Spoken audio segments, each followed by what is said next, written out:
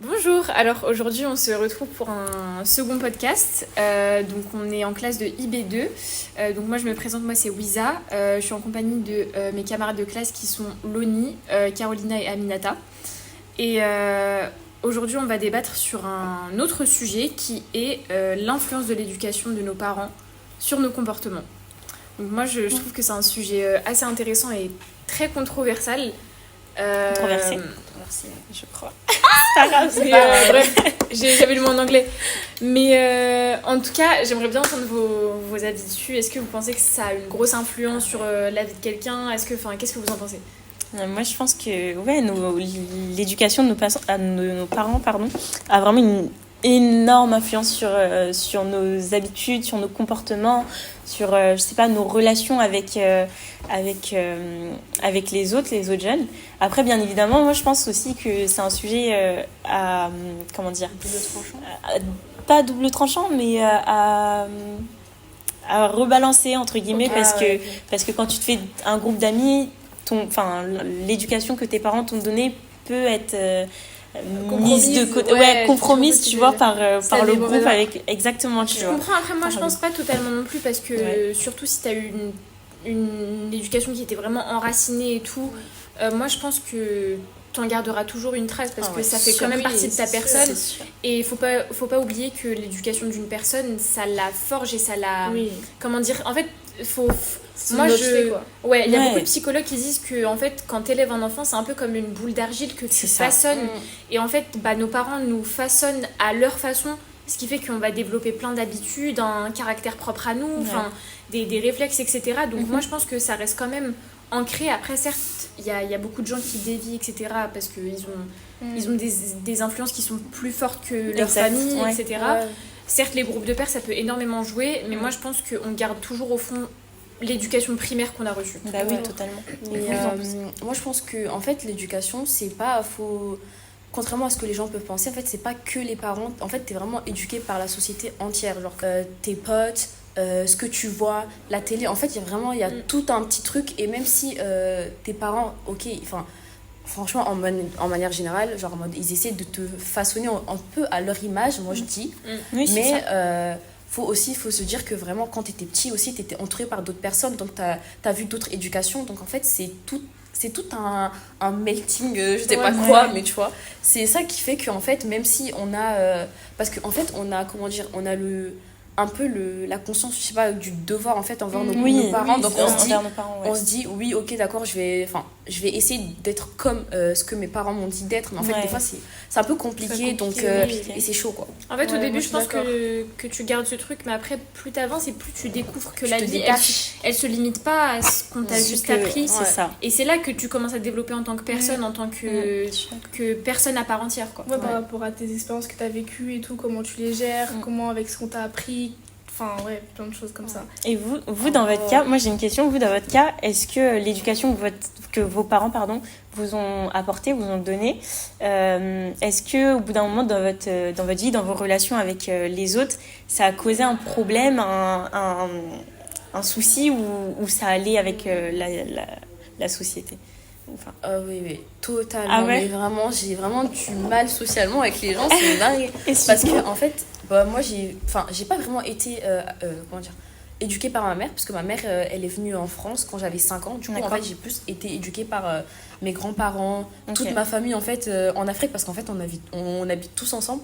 Et donc comment dire, en fait, je sais qu'au Mali particulièrement, parce que je parle pas au nom de toute l'Afrique, mais c'est très, c'est très dans l'humilité. Et en fait, on m'a grave appris à être, pas me rabaisser, mais à être toujours en mode, sois pas en conflit, plus grands. Toujours, en fait, on a le respect qui est quand même hyper hyper présent. Et du coup en fait vu que je suis venue en France, ça a été un peu compliqué pour moi, parce que du coup j'ai dû m'adapter et j'ai dû c'était hyper dur pour moi, genre vraiment quand je suis venue la première année, genre je parlais pas, quand je vous dis, mais vraiment je rentrais dans une classe, on n'entendait même pas un bruit genre sortir de ma bouche et tout, c'est vraiment, j'ai eu du mal même maintenant socialement. Et toi? Moi j'ai 2 éducations différentes, parce que mes parents sont séparés. Ça veut dire que quand j'allais chez mon père j'avais une éducation différente, et quand j'allais chez ma mère pareil.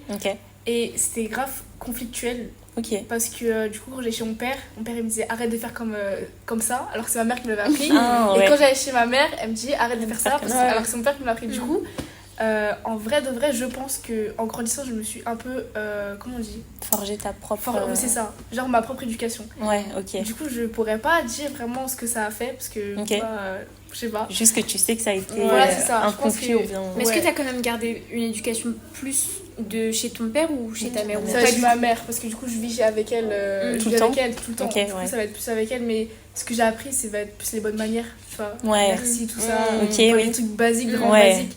Après, le reste, c'est vraiment l'expérience, comment j'ai vécu les choses et tout, comment je vais les gérer. Et voilà quoi. Et toi, Misa? Voilà. Moi, en fait, j'ai eu une éducation assez stricte et je m'en plains pas parce qu'en fait, quand j'étais jeune, je m'en plaignais, je me disais, oh, mais mes parents, ils sont stricts et tout. Genre, c'est vraiment embêtant en fait parce que tu te sens constamment un peu oppressée. Mais en grandissant, j'ai réalisé que ça m'a quand même forgé une très bonne éducation. Enfin, je suis extrêmement responsable. Certes, ça m'a forcé à être mature assez tôt. Et on me le dit vraiment tout le temps. Par exemple, quand je suis en alternance, on me dit tout le temps ah ouais, mais du coup, toi, t'as 21 ans, etc. Et moi, je dis non, du tout. J'ai 18 ans. Et tout le monde est choqué à chaque fois quand je dis mon âge. Limite, même moi, j'y crois même plus. J'ai l'impression de mentir quand je dis mon âge. Vraiment, en fait, à chaque fois que je dis ça, j'ai l'impression qu'il y a une deuxième personne en moi qui parle et qui dit un truc qui n'est pas du tout vrai. Mais en tout cas, franchement, je m'en plains pas vraiment. Mais certes, ça joue sur pratiquement toutes mes relations. Et en fait, j'ai eu des parents qui étaient assez stressés en fait parce que ils habitaient en Algérie avant et après ils ont eu l'opportunité de venir en France, etc. Et pour nous garantir une bonne éducation et tout, des meilleures conditions de vie. Et moi, je suis la seule de mes sœurs qui est née en France en fait. Toutes mes autres sœurs sont nées en Algérie, mais moi, je suis née en France. Et voilà, sauf que je peux comprendre que pour mes parents, c'était une période assez difficile et tout, parce que tu quittes quand même toute ta famille, ton pays, tes racines, ce qui était tout pour toi au final, toute ta vie. Donc j'ai eu quand même des parents assez stressés, donc ça m'a fait développer de l'anxiété quand même. Donc c'est pas de l'anxiété sévère, mais c'est quand même très ancré. Et même si en fait je laisse pas paraître, mais ça joue quand même pas mal sur beaucoup de choses en fait. Sur plein de mes relations. Je le prends plus vraiment mal, maintenant je me dis que ça fait partie de moi. Mais voilà, donc ça a quand même pas mal joué. Moi, du coup, je vais répondre à la question aussi. Moi, je pense que oui, l'éducation de mes parents, elle a posé, entre guillemets, un conflit entre comment... elle a posé un conflit dans le sens où, pas dans un mauvais sens, plutôt dans un bon sens, dans le sens où... je me dis beaucoup de sens, là. Oui, il y a beaucoup de sens. Mais du coup, d'un premier temps, pas vraiment un conflit.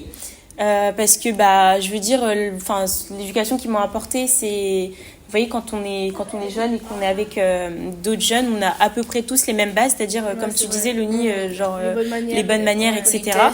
Mais moi je parle du conflit plutôt quand on grandit, c'est-à-dire que par exemple moi du coup dans ma famille j'ai du coup une éducation assez religieuse et assez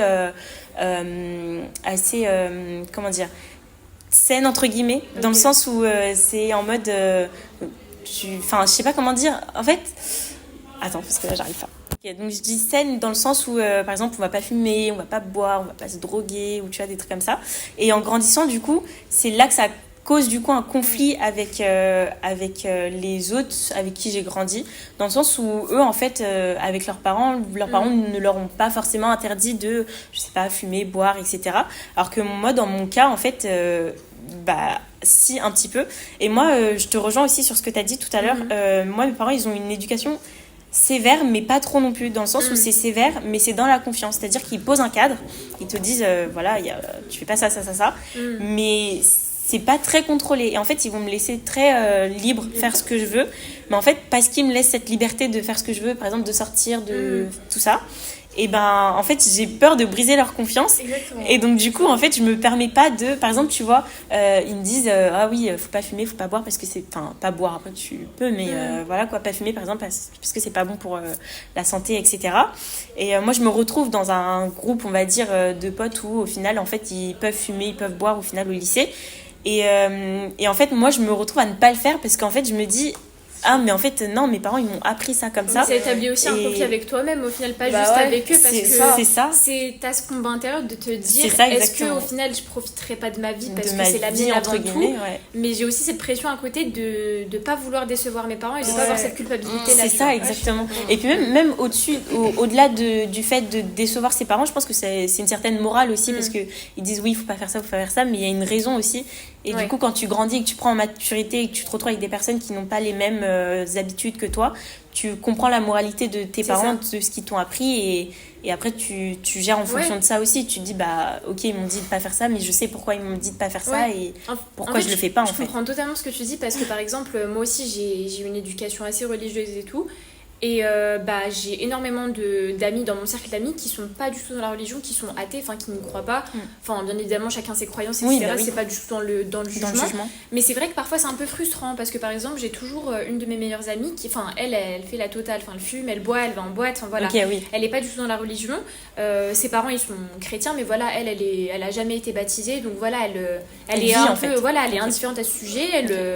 Voilà, elle fait ce qu'elle a à faire, sauf que du coup, ça pose pas mal de conflits parfois, parce que par exemple, elle me dit souvent on fait jamais de trucs insolites avec toi, mais pas dans le jugement, dans le sens où tu loupes un peu ta vie. Et pour elle, louper sa vie, c'est le fait que je n'aille pas en boîte. Mais tu gâches ta jeunesse. C'est ça, et pour moi, en fait, on n'a pas le même sens des priorités. C'est ça. Dans la mesure où, si toi, ta priorité, c'est d'aller en boîte et c'est une étape majeure dans ta vie, bah pour moi ça l'est pas. Pour moi ça serait découvrir le monde, se découvrir soi-même, tu vois, genre construire peut-être une vie de famille un jour, tu vois, faire l'expérience d'avoir un enfant. Enfin, je sais que c'est des trucs assez clichés, basiques, mais en fait c'est de grosses étapes dans la vie que tôt ou tard on réalisera ou pas, bien évidemment, ça dépend de la vie de chacun, mais enfin je veux dire, on n'a tellement pas le même sens des priorités, et ça c'est, encore une fois, ça rejoint l'éducation, parce que je dis pas qu'elle a reçu une mauvaise éducation, parce que je connais très bien ses parents et je sais que c'est des gens très très bien éduqués, mais dans le sens où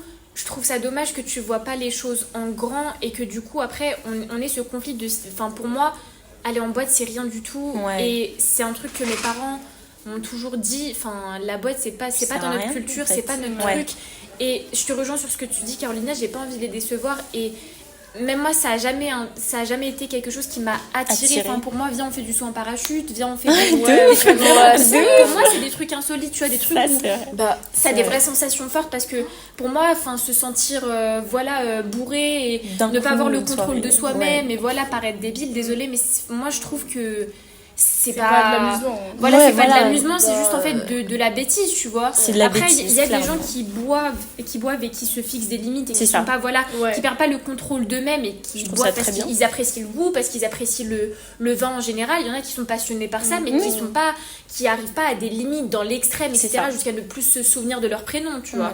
Mais je veux dire, pour moi, les boîtes de nuit, c'est pas... Il y a tellement de choses à découvrir, en fait, et je trouve ça dommage de se limiter à des plaisirs comme ça qui sont éphémères au final, et plus tard en fait oui, alors en fait je vous rejoins aussi, parce que du coup moi aussi j'ai eu une éducation genre religieuse et tout, mais vraiment très très très très très très religieuse, et ça c'était quand j'étais au Mali, parce que mon papy il est imam, et donc c'était... En fait, bon, vu que j'étais vraiment assez jeune, donc on me laissait vraiment à peu près faire tout ce que je voulais. Mais quand je suis venue en France et que j'étais que avec ma mère, et ma mère, en fait, bon, ça c'est peut-être plein de mères comme ça. Enfin, genre, elle aime trop un peu vivre à travers moi. Et donc, en fait, elle m'imposait plein de trucs. Donc, en fait, j'ai un peu, du coup, en grandissant, je me suis grave éloignée de la religion. Parce qu'en fait, pour moi, c'est vraiment... vu que je vous ai dit que j'ai vraiment un problème socialement. Et donc, du coup, en fait, genre, vraiment me forcer, tout ça, ça me... Je sais pas comment dire, genre, ça m'éloigne, ça me frustre. Tu vois, je comprends pas. Et en fait, moi, genre, je suis vraiment quelqu'un... Tu peux pas me forcer à faire quoi que ce soit. Genre, vraiment, si ça me dégoûte directement. Genre, vraiment, je peux pas. Et du coup, en fait, vu que tu viens de dire, genre, en mode tout ce qui est plaisir éphémère et tout, en fait, j'avais jamais connu tout ça, quoi. Donc, je me suis dit, écoute, en fait, on n'a qu'une vie, et puis... voilà, j'ai un peu pensé comme... voilà, tu sais, t'es potes, ou... Voilà, je me suis dit, voilà, et du coup, je vis comme je l'entends, et après, bon...